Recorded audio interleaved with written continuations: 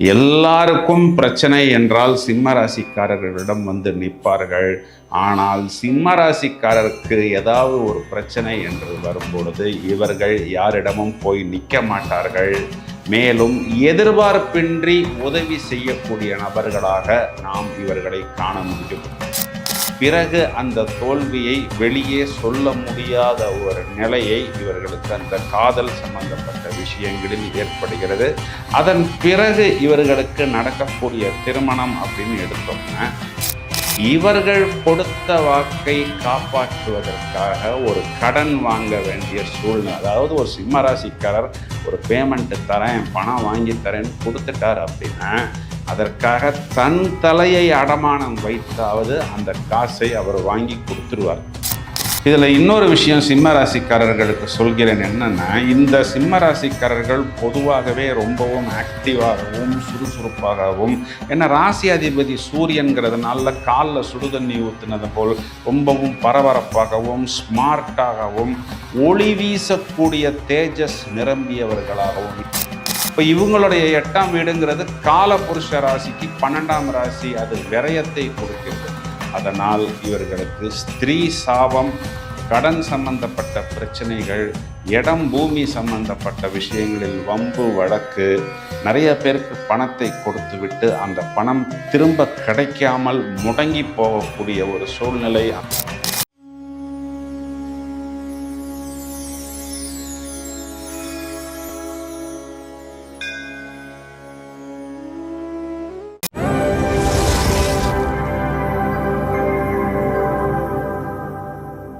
சிம்ம ராசியை எடுத்துக்கொள்வோம். ராசி மண்டலத்தில் 5வது ராசியாக வருவது தான் இந்த சிம்ம ராசி. இந்த சிம்ம ராசிக்கு அதிபதி சூரியன்.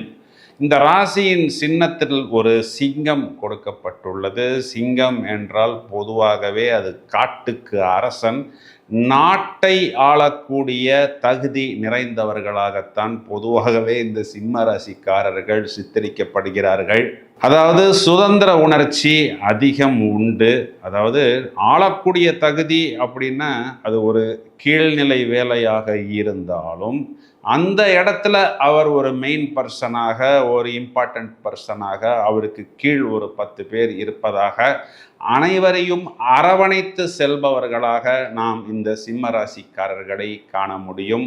தங்களுக்கு தோன்றக்கூடிய விஷயங்களையே இவர் பிரதானமாக செய்வார்கள். அதிகமான வலு நிறைந்தவர்கள். நண்பர்களுக்காக, தங்களுடன் பழகக்கூடிய நபர்களுக்கு அதிகமான உதவிகள் செய்யக்கூடியவர்கள் தான் இந்த சிம்ம ராசிக்காரர்கள். அதன் மூலமும் நிறைய பிரச்சனையை இவர்கள் ஏற்றுக்கொள்கிறார்கள். அதாவது சிம்ம ராசிக்காரர்கள் பொதுவாகவே கொஞ்சம் புகழ்ச்சியை விரும்புபவர்கள் தான். ஒரு மனிதன் தலைவனாக இருக்கிறான் அப்படின்னா அந்த தலைவனை ஒரு 4 பேர் போற்றும் பொழுது, புகழும் பொழுது அந்த தலைவன் இறங்கி அவர்களுக்கு ஏதாவது செய்கிறான். இப்பொழுது இந்த சிம்ம ராசிக்கு அதிபதி சூரியனுக்கு 6, 7 அதிபதியாக வரக்கூடிய சனி என்பவர் இவர்களுக்கு சத்ரு கிரகமாக இவர்களது ராசிக்கு 3ஆம் இடத்தில், அதாவது இவர்களுக்கு நட்பு ஸ்தானத்தில் நீசம் அடைவதனால் நிறைய சிம்ம ராசிக்காரர்கள் நண்பர்களுக்காகவோ அல்லது உறவினர்களுக்காகவோ கடன் வாங்கி கொடுத்து அல்லது ஜாமீன் கையெழுத்து இந்த மாதிரி ஏதாவது ஒரு விஷயங்களை போட்டு கொடுத்து அதில் போய் முழுவதுமாக மாட்டிக்கொள்கிறார்கள். அதாவது மற்றவர்கள் ஒரு கஷ்டம் அல்லது ஒரு தேவை அப்படின்னு இவர்களிடம் நிற்கும் பொழுது ஒரு ஈகை குணம் என்பது இவர்களிடம் அதிகமாக இருக்கும். எல்லாருக்கும் இருப்பது போல் இவர்களுக்கும் கொஞ்சம் அந்த சுயநலம் அப்படிங்கிறது இருந்தாலும் இவர்களது சுயநலத்தில் எப்பொழுதும் ஒரு பொதுநலமும் கலந்து காணப்படும். எல்லாருக்கும் பிரச்சனை என்றால் சிம்ம ராசிக்காரர்களிடம் நிற்பார்கள். ஆனால் சிம்ம ராசிக்காரருக்கு ஏதாவது ஒரு பிரச்சனை என்று வரும்பொழுது இவர்கள் யாரிடமும் போய் நிற்க மாட்டார்கள். மேலும் எதிர்பார்ப்பின்றி உதவி செய்யக்கூடிய நபர்களாக நாம் இவர்களை காண முடியும். அதிகமாக கவரப்படுவது, அதிகமாக மற்றவர்கள் மேல் இரக்கப்படுவது, மேலும் அதிகமாக மற்றவர்களால் ஏமாற்றப்படுவதும் இந்த சிம்ம ராசிக்காரர்கள் தான். அதாவது மற்றவர்கள் தங்களுக்கு காரியம் ஆக வேண்டும் என்றால் இவர்களை பிடித்து கொண்டே இருப்பார்கள். அவ்வாறு காரியம் ஆகிவிட்டால் பிறகு இவர்கள் இருக்கக்கூடிய திசையில் கூட அவர்கள் வருவதில்லை. வெரி வெரி இண்டிபெண்ட், கிரியேட்டிவ், புத்திசாலித்தனம், power at its peak, centre of attraction, நம்பிக்கைக்குரியவர், எல்லோருக்கும் எல்லா விஷயங்களும் செய்து தனக்கென்று வரும்பொழுது எதுவுமே இல்லாத ஒரு சூழ்நிலை, எப்பொழுதும் இவர்களை சுற்றி ஒரு கூட்டம் என்பது இருந்து கொண்டே இருக்கும். மற்றவர்களுக்கு அதிகமான மரியாதை கொடுக்கக்கூடிய இவர்கள் தங்களை மற்றவர்கள் மதிக்கவில்லை என்றால் அந்த இடத்திலிருந்தே கிளம்பி விடுவார்கள். உண்மையாக நடப்பார்கள். their presence has to be felt. இவர்களை எப்பொழுதும் ஸ்ட்ராங்காகவும் டாமினண்டாகவும் ஓரளவுக்கு கோபம் நிறைந்தவர்களாகவும், அந்த கோபம் இருக்கக்கூடிய இடத்தில்தான் குணம் இருக்கக்கூடிய நபர்களாகவும், ரைட் ராயலாகவும், நல்ல ஒரு அரசனுக்கு நிகரான ஒரு தேஜஸ், ஒரு பாடி மேனரிசம்ஸ் இருக்கக்கூடியவர்களாகவும் பொதுவாகவே இவர்களை நாம் காண முடியும். ஒரு மெஜஸ்டிக்கான வைப்ஸ் இவர்களிடம் இருந்து கொண்டே இருக்கும். They deserve the respect. Perfect in communication and perfect when it comes to execution. They have total control over others. Commanding power என்பது இவர்களிடம் எப்பொழுதும் இருந்து கொண்டே இருக்கும். ஆட்சி அதிகாரத்தில் இருப்பது, தனக்கு கீழ் பல பேரை வைத்து வேலை வாங்கக்கூடிய பக்குவம் இவர்களிடம் பார்க்க முடியும். இவர்களுக்கு அதிகமான பிரச்சனைகள் அப்படின்னு வரும்பொழுது பார்த்தோம்னா, சிம்மராசிக்காரர்கள் பொதுவாகவே அதிகமான காதல் தோல்விகளை சந்திக்கக்கூடிய அமைப்புங்கிறது ஏற்படுது. ஏன் அப்படின்னா, இவர்களுக்கு 6ஆம் வீட்டுக்கும் 7ஆம் வீட்டுக்கும் அதிபதியாக வரக்கூடியது இந்த சாட்டர்ன் என்ற கிரகம். இவர்கள் மதிமயங்கக்கூடிய இடம் என்பது இவர்களுக்கு 5ஆம் வீடு. இந்த 5ஆம் வீட்டுக்கு அதிபதியாக வரக்கூடிய குரு என்ற கிரகம் இவர்களுக்கு 12ஆம் வீட்டில் உச்சம் என்பதனால், 12ஆம் வீடு என்பது விரயத்தை குறிக்கிறது. இவர்களுக்கு 6ஆம் வீட்டில் இந்த குரு என்பவர் நீசமாகிறார். அதனால ஒரு விஷயத்தை லவ் பண்ணினாலோ அல்லது இன்வால்வ் ஆனாலோ அதற்காக நிறைய நேரம், பொருள் போன்ற விஷயத்தை விரயம் செய்ய வேண்டிய அமைப்பு. பிறகு நிறைய நேரங்களில் அதில் தோல்வியையும் அனுபவிக்க வேண்டிய ஒரு நிலை. பிறகு அந்த தோல்வியை வெளியே சொல்ல முடியாத ஒரு நிலையை இவர்களுக்கு அந்த காதல் சம்பந்தப்பட்ட விஷயங்களில் ஏற்படுகிறது. அதன் பிறகு இவர்களுக்கு நடக்கக்கூடிய திருமணம் அப்படின்னு எடுத்தோம்னா, நிறைய சிம்ம ராசிக்காரர்களுக்கு திருமணத்தில் ஏதாவது ஒரு முரண்பாடு என்பது ஏற்படுகிறது. என்ன முரண்பாடு அப்படின்னா, ஆணை விட சில நேரங்களில் பெண்களுக்கு வயது என்பது கொஞ்சம் அதிகமாக இருக்கும். இல்லைன்னா ரொம்பவும் கம்மியான வயது வித்தியாசத்தில் திருமணம் செய்ய வேண்டிய ஒரு சூழ்நிலை என்பது ஏற்படும். இல்லைன்னா ஏற்கனவே திருமணத்தில் வாழ்வை இழந்த ஒரு நபரை இவர்கள் திருமணம் செய்ய வேண்டிய ஒரு அமைப்பு என்பது ஏற்படும். இங்கு இவர்களுக்கு 7ஆம் வீட்டுக்கு அதிபதியாக வரக்கூடிய இந்த சாட்டர்ன் என்கிற கிரகம் இவர்களுக்கு பாக்யஸ்தானத்தில், இவர்களுக்கு பாதகஸ்தானத்தில் நீசம். அதனால் நிறைய சிம்மராசிக்காரர்கள் திருமணம் சம்பந்தப்பட்ட விஷயத்தில் கொஞ்சம் இவர்களுக்கு ஒரு திருப்தி அப்படிங்கிறது ஏற்படுவதில்லை. இதில் ஆண்களை விட பெண்களுக்கு பாதிப்பு என்பது அதிகமாக ஏற்படுகிறது. இவர்களுக்கு 2ஆம் வீட்டுக்கு அதிபதியாக வரக்கூடியது தனம், குடும்பம், வாக்குஸ்தானத்துக்கு புதன் என்ற கிரகம் அதிபதியாக வருகிறது. இந்த புதன் என்பவர் மேஷத்துக்கு 6ஆம் வீட்டுக்கு அதிபதியாக வருகிறார். அப்போ இவர்களுக்கு வாக்குஸ்தானத்துக்கு அதிபதியாக வரக்கூடிய புதன் என்பவர் காலபுருஷ ராசிக்கு 6ஆம் வீட்டுக்கு அதிபதியாக வருவதனால் இவர்கள் கொடுத்த வாக்கை காப்பாற்றுவதற்காக ஒரு கடன் வாங்க வேண்டிய சூழ்நிலை. அதாவது ஒரு சிம்மராசிக்காரர் ஒரு பேமெண்ட்டு தரேன், பணம் வாங்கி தரேன்னு கொடுத்துட்டார் அப்படின்னா, அதற்காக தன் தலையை அடமானம் வைத்தாவது அந்த காசை அவர் வாங்கி கொடுத்துருவார். அப்படி வாங்கி கொடுத்ததுக்கு அப்புறம் 99.99% அந்த கடனை அவர் தான் அடைப்பாரே தவிர இவரிடமிருந்து வாங்கி கொண்டு போன நபர் இவர்களிடம் திரும்பி கொடுப்பதில்லை. இதிலையும் இவர்களுக்கு நிறைய இடங்களில் ஒரு பேரடி என்பது ஏற்படுகிறது. இதையும் தவிர இவர்களுக்கு 4ஆம் வீட்டுக்கு அதிபதியாக வரக்கூடிய செவ்வாய் இவர்களுக்கு 12ஆம் வீட்டில் நீசம். அப்போ 4ஆம் வீடு குறிகாட்டக்கூடிய விஷயம்னு பார்த்தோம்னா வீடு, வாகனம், மனை. நிறைய இந்த மாதிரி வீடு, வாகனம், மனை வாங்கக்கூடிய இடங்கள்ல டாக்குமெண்ட் ப்ராப்ளமு, அதில் பட்டா இல்லை லீகல் ப்ராப்ளமு, ஆன்சிஸ்ட்ரல் ப்ராப்ளம் எல்லாம் ஏற்பட்டு வம்பு வழக்கு, கோர்ட்டு கேஸ் அதிகமாக இடம் சம்பந்தப்பட்ட விஷயங்களிலும் பூமி சம்பந்தப்பட்ட விஷயங்களிலும் அனுபவிக்க வேண்டிய ஒரு நிலை என்பது ஏற்படுகிறது. இதையும் தவிர இவர்கள் செகண்ட் ஹேண்ட் ப்ராப்பர்ட்டிஸ் வாங்கும் பொழுது கண்களுக்கு தெரியாத கோளாறு உள்ளே இருக்கிறது.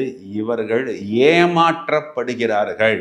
என்ன சார் இப்படி பகிரங்கமாக சொல்கிறீங்களே அப்படின்னா, இவர்களுக்கு 4ஆம் வீடுங்கிற விருச்சிகம் என்பது காலபுருஷனுக்கு 8ஆம் வீடு. 8ஆம் இடம்ங்கிறது மறைவு ஸ்தானம். அப்போது அந்த வாகனத்தில் ஏதோ ஒரு ரிப்பேர் இருக்குது, அதை அவர்கள் மறைத்து இவர்கள் தலையில் கட்டுகிறார்கள். அந்த இடம் பூமி சம்பந்தப்பட்ட விஷயத்தில் கூட ஏதோ ஒரு சிக்கல் இருக்குது, வாங்கும் பொழுது இவர்களுக்கு தெரிவதில்லை. நிறைய சிம்ம ராசிக்காரர்களுக்கு இது ஒரு பெரிய பிரச்சனையாக அமைகிறது. இதில் இன்னொரு விஷயம் சிம்ம ராசிக்காரர்களுக்கு சொல்கிறேன் என்னன்னா, இந்த சிம்ம ராசிக்காரர்கள் பொதுவாகவே ரொம்பவும் ஆக்டிவாகவும் சுறுசுறுப்பாகவும், ஏன்னா ராசி அதிபதி சூரியன்கிறதுனால காலில் சுடுதண்ணி ஊற்றுனது போல் ரொம்பவும் பரபரப்பாகவும் ஸ்மார்ட்டாகவும் ஒளி வீசக்கூடிய தேஜஸ் நிரம்பியவர்களாகவும், ஏன்னா ராசி அதிபதி சூரியன்கிறதுனால நல்ல ஒரு கலையாக இருக்கக்கூடிய நபர்களாகவும், கலைகள் மேல் அதிக ஆர்வம் ஈடுபாடு கொண்டவர்களாகவும், இவங்க இருக்கக்கூடிய இடத்துலெல்லாம் முதன்மையான நபர்களாகவும் இருப்பதனால், நான் ஏற்கனவே சொன்னது போல் ஒரு சென்டர் ஆஃப் அட்ராக்ஷனாக இருக்கிறதுனால நிறையா பிஃபோர் மேரேஜு, அது சிம்மராசி பையனாக இருந்தாலும் சரி சிம்மராசி பொண்ணாக இருந்தாலும் சரி, நிறையா மேரேஜுக்கு இவங்களுக்கு ஆஃபர்ஸ் வரும். அது இவங்க சொந்தத்தில் வரும். சில பேர் என்ன பண்ணுவாங்க, அப்பா சொந்தத்தில் பண்ணினா அம்மா சொந்தம் கோச்சிக்கிறாங்க, அம்மா சொந்தத்தில் பண்ணினா அப்பா சொந்தக்காரங்க கோச்சிக்கிறாங்க. இது ரெண்டுமே எனக்கு வேணான்னு நான் போய் அசலில் போய் கல்யாணம் பண்ணிட்டேன் சார் இப்படின்னு சொல்லக்கூடிய நபர்கள்லாம் நிறையா பேர் இருக்கிறாங்க. இதை நான் ஏன் அப்படின்னு சொல்கிறேன்னா, இவர்கள்தான் எனக்கு வருங்கால கணவனாக வரப்போகிறாருன்னு நிறைய பேர் நினைத்து கொள்கிறார்கள். பிறகு இவர் இல்லை அப்படின்னு சொல்லும் பொழுது அது ஸ்திரீ சாபமாக வருகிறது. இதை எப்படி சொல்கிறோம் அப்படின்னா, ஒரு ஆணுக்கு வரக்கூடிய மணமகள் என்பது சுக்கிரன் என்ற கிரகத்தை வைத்துத்தான் நாம் பார்க்க முடியும். இந்த சுக்கிரன் என்பவர் இவர்களுக்கு 2ஆம் வீட்டில் நீசம், இவர்களுக்கு 8ஆம் வீட்டில் உச்சம். இப்போ இவங்களுடைய 8ஆம் வீடுங்கிறது காலபுருஷ ராசிக்கு 12ஆம் ராசி, அது விரயத்தை கொடுக்கிறது. அதனால் இவர்களுக்கு ஸ்திரீ சாபம், கடன் சம்பந்தப்பட்ட பிரச்சனைகள், இடம் பூமி சம்பந்தப்பட்ட விஷயங்களில் வம்பு வழக்கு, நிறைய பேருக்கு பணத்தை கொடுத்து விட்டு அந்த பணம் திரும்ப கிடைக்காமல் முடங்கி போகக்கூடிய ஒரு சூழ்நிலை, அந்த கடனை தானே அடைக்க வேண்டிய ஒரு சூழ்நிலை. இதையும் தவிர திருமண வாழ்வில் திருப்தியற்ற நிலை. இப்போ நான் சொன்ன பிரச்சனைகள் எல்லாம் பொதுவாகவே எல்லாருக்குமே இருந்தாலும் சிம்ம ராசிக்காரர்களுக்கு இது எல்லாமே இந்த கிரகங்களின் அமைப்பில் கொஞ்சம் தூக்கலாக இருக்கிறது. இப்போ இந்த மாதிரி பிரச்சனைகள் இருக்கிறது, இதற்கு என்ன சொல்யூஷன் அப்படின்னு நம்ம பார்த்தோம் அப்படின்னா, சிம்ம ராசிக்காரர்கள் பொதுவாகவே இவர்கள் ராசியாதிபதி சூரியன் அப்படிங்கிறதுனால எல்லாமுமே சூரியனை எதிர்பார்த்துத்தான் இருக்கிறது. சூரியன் என்பது எதையுமே எதிர்பார்த்து கிடையாது. அதனால் எல்லாருமே இவர்களைத்தான் எதிர்பார்த்து இருக்கிறார்கள். அப்போது அந்த சூரியனுக்கு உண்டான மாணிக்கம் அப்படின்னு சொல்லக்கூடிய ஒரு ரத்தினத்தை இவர்கள் அணிந்து கொள்ளலாம். இங்கிலீஷில் ரூபின்னு சொல்கிறது உண்டு. இந்த மாணிக்கத்தை அணிந்து கொள்வதன் மூலம் இவர்களுடைய வேகம், விவேகம் இரண்டுமே நன்றாகவே அதிகரிக்கும்.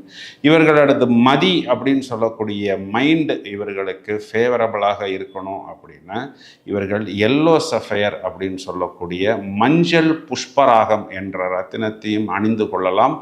உடல் உபாதைகள் ஏற்பட்டால் இவர்கள் இந்த பவளம் அப்படிங்கிற ரத்தினத்தை அணிந்து கொள்ளலாம். இந்த பவளத்தை அணிந்து கொள்வதன் மூலம் பூமி சம்பந்தப்பட்ட பலவிதமான பிரச்சனைகளுக்கு இவர்களுக்கு ஒரு நல்ல தீர்வு கிடைக்கும்.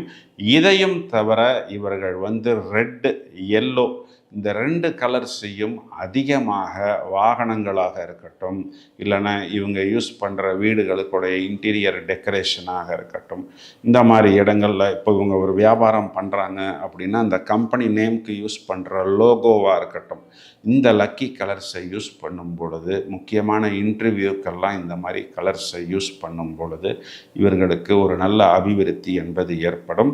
These people should avoid black. ஆனால் நிறைய சிம்மராசிக்காரர்கள், சார் எங்களுக்கு பிளாக்கு தான் சார் பிடிச்சிருக்கு அப்படின்னு சொல்லுவாங்க. இருந்தாலும் இவங்க ராசியாதிபதிக்கு சனி என்பவர் ஜென்ம சத்ரு. அதனால் இந்த கருநீலம், நீலம் இந்த 2 கலர்ஸையுமே இவர்கள் அவாய்டு பண்ணணும்.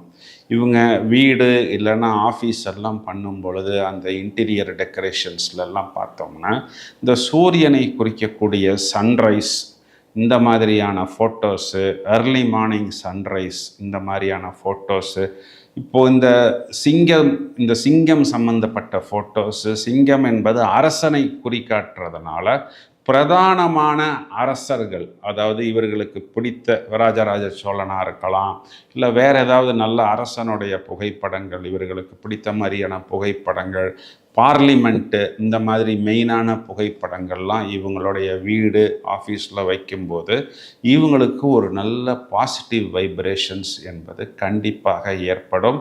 இந்த சூரியனுக்கு உண்டான சூரிய நமஸ்காரம் இதை எப்படி பண்ணணும் அப்படிங்கிறது நீங்கள் யூடியூப்பில் போய் பார்த்தா தெரியும்.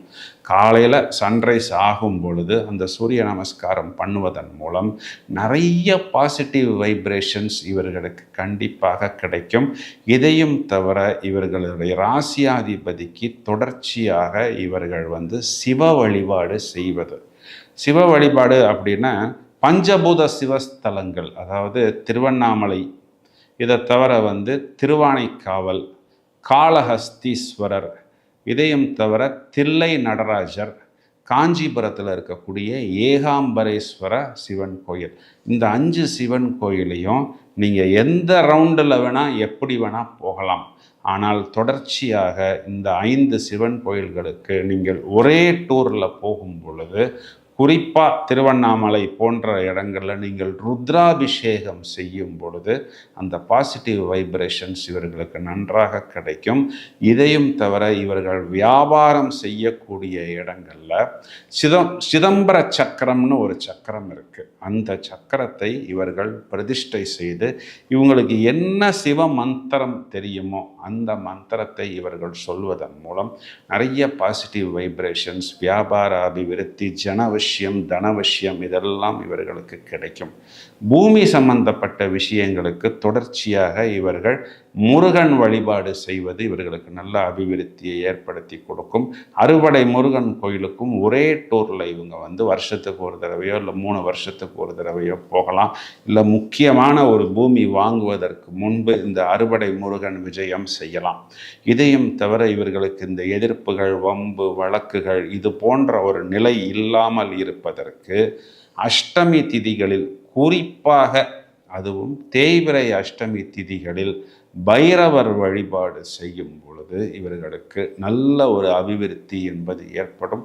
குறிப்பாக அதுவும் இந்த சொர்ணாகர்ஷண பைரவர் வழிபாடு, எல்லா சிவன் கோயில்லையுமே ஒரு பைரவர் இருப்பார். அஷ்டமி திதியில் போனோம் அப்படின்னா அந்த பைரவருக்கு நல்ல பிரதானமான பூஜைகள் என்பது நடக்கும். அந்த பூஜைகளை நீங்கள் கலந்து கொள்ளும் பொழுது, பிரார்த்தனைகள் செய்யும் பொழுது உங்களுக்கு கண்டிப்பாக எதிர்ப்புகள் விலகும். இதையும் தவிர இந்த சன்ரைஸ் மாதிரி காப்பரில், பிராஸ்லலாம் பார்த்தோம்னா நிறைய இமேஜஸ் கிடைக்கும். ஒரு சின்ன சன்ரைஸ் மாதிரி, சில பேர் அந்த சன்ரைஸ் மாதிரி டேட்டூ போட்டுக்கிறாங்க உடம்புல. இந்த வீட்டிலலாம் பார்த்தோம்னா அந்த சன்ரைஸ் மாதிரி ஒரு சின்ன ஒரு ஸ்கிரிப்சர் மாதிரி கிடைக்கும், பிராஸில் இருக்கும், காப்பரில் இருக்கும். இதெல்லாம் நம்ம வீட்டில் வைக்கும்போது நல்ல ஒரு பாசிட்டிவ் வைப்ரேஷன்ஸ் அந்த இடத்தில் ஏற்படக்கூடியது. ஸோ இப்போ சிம்மராசிக்காரர்கள் என்னென்ன பிரச்சனைகள் சந்திக்கிறார்கள், இந்த பிரச்சனைகளுக்கு கைமேல் பலன் கொடுக்கக்கூடிய சொல்யூஷன்ஸ் எல்லாமே கொடுத்துருக்குறேன். இதனை இவங்க ஃபாலோ பண்ணும் பொழுது கண்டிப்பாக இவர்களுக்கு ஒரு நல்ல அபிவிருத்தி, ஒரு நல்ல மாற்றம் என்பது ஏற்படும். எப்பேற்பட்ட ஒரு பிரச்சனையாக இருந்தாலும் அதிலிருந்து வெளிவரக்கூடிய அமைப்பு, அதற்குண்டான தீர்வு இங்கு சொல்லப்பட்டுள்ளது. உங்களது நண்பர்களோ உறவினர்களோ சிம்ம ராசியில் வரும் பொழுது இந்த பதிவை நீங்கள் அவர்களுக்கு ஷேர் செய்யுங்கள். தொடர்ந்து இணைப்பில் இருங்கள். வாழ்த்துக்கள். நன்றி.